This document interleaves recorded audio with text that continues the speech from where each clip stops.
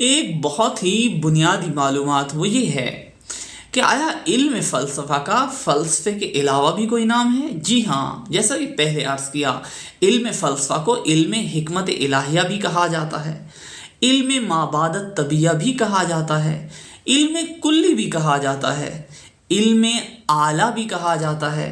اسی طرح سے فلسفے کو الہیات بالمعنی العام سے بھی تعبیر کیا جاتا ہے، اور اس علم فلسفہ کو فلسفہ اولیٰ کے نام سے بھی تعبیر کیا جاتا ہے۔ پس یہ سارے ایک ہی علم کے مختلف نام ہیں مختلف جہات سے۔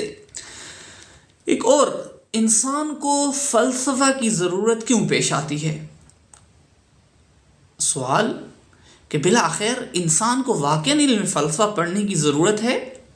آیا واقعاً انسان اس لحاظ سے کہ وہ انسان ہے، انسان اس لحاظ سے کہ وہ علم کا طالب ہے، آیا فلسفے کی اسے ضرورت ہے؟ آیا واقعاً علم فلسفہ انسان کی کوئی ضرورت پوری کرتا ہے؟ ہم علم فلسفہ کیوں پڑھیں؟ اس لیے کہ علم فلسفہ انسان کے تمام عوالم میں انسان کی سعادت کا باعث ہے۔ وہ کیسے کہ در حقیقت یہ علم ہمیں حقیقت کو غیر حقیقت سے شناخت کرنے میں مدد دیتا ہے۔ در حقیقت ہمیں یہ بتاتا ہے کہ جن چیزوں کو آپ حقیقت سمجھ کر ان پر ایمان لائے ہیں، آیا وہ حقیقت ہیں؟ اگر وہ حقیقت ہیں تو کس درجے کی حقیقت ہیں؟ وہ تمام چیز، اگر کوئی دیندار ہے تو اس کے لیے بھی یہ سوال ہے کہ آیا میں جو اتنی چیزوں پر ایمان لایا ہوں، آیا یہ واقعیت رکھتی ہیں؟ اگر واقعیت رکھتی ہیں، کس قسم کی واقعیت رکھتی ہیں؟ ان کی واقعیت کا درجہ کیا ہے؟ کس بلند رتبے کی واقعات ہیں؟ جب انسان کو، ایک مومن کو شناخت ہوتی ہے ان واقعات کی و ان کے درجات کی و ان کے مراتب کی، تو اس کے ایمان میں اضافہ ہوتا ہے۔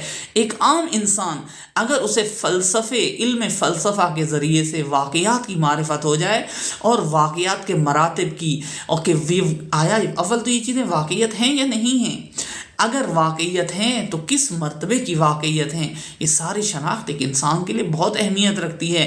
یہ شناخت در حقیقت اس کے اعمال کی، اس کے برنامے کی، زندگی میں اس نے کیسے اپنی زندگی بسر کرنی، یہ چیزیں ساری اس کی معرفت، اس کے عمل میں مؤثر واقع ہوتی ہے، اور یہ شناخت انسان کے لیے بہت ہی بنیادی کردار ادا کرتی ہے۔ اس لیے فلسفہ ضروری ہے۔ علم فلسفہ در حقیقت حقیقت کو غیر حقیقت سے تشخیص دیتا ہے۔ علم فلسفہ در حقیقت ہمیں ہستی کی غایات کی طرف، ہستی کے اغراض کی طرف، ہستی کے مبادی کی طرف، اور یہ ہستی، اس کا مقصد کیا ہے، ہستی کیوں وجود میں آئی ہے، اور یہ ہستی، اس کے اندر کون سا نظام حاکم ہے، ہستی کس طرح سے وجود میں آتی ہے، یہ سارے سوالات کے جوابات فلسفہ دیتا ہے، اور انسان ان تمام سوالات کا جواب جاننے کے لیے بیتاب ہے۔ اس لیے فلسفہ انسان کی بنیادی علمی و شناختی ضرورت کو پورا کر کے انسان کو میدان عمل میں سعید و سعادت مند بناتا ہے۔